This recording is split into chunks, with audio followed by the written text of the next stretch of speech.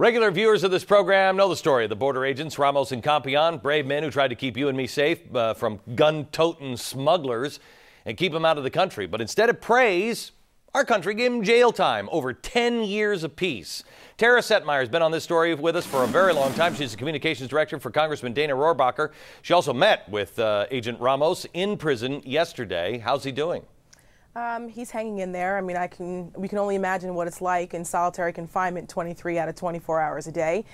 He's mentally exhausted. Physically, he looks a little bit better, but he's just mentally exhausted. And he wanted me to send you a quick note. He's not allowed to have anything on him, so I took notes, and I just want to read this to you really quickly. Sure. He says, sincerest thanks to you, Glenn, for keeping the story going and fighting for us. You keep this story alive. Please don't let anyone forget us. Waiting inside this box is just unimaginable. Please don't let anyone forget us, and God bless you.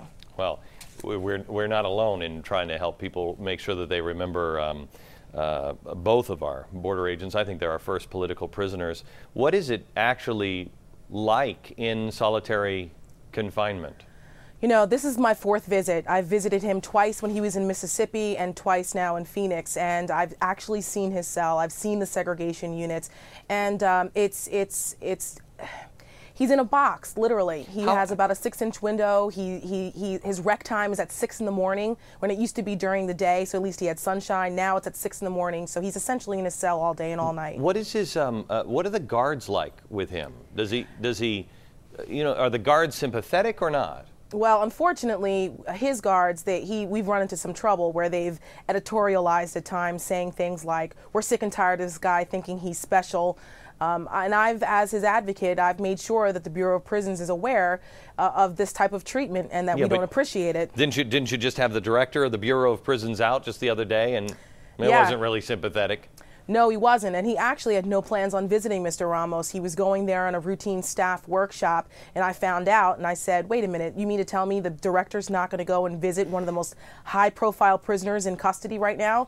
And told me no. So we made some phone calls, and we miraculously, a visit was put on the director's schedule, and he was less than accommodating. Nacho told me he felt talked down to. He looks so warm there, standing behind the podium. He looks like a warm chum.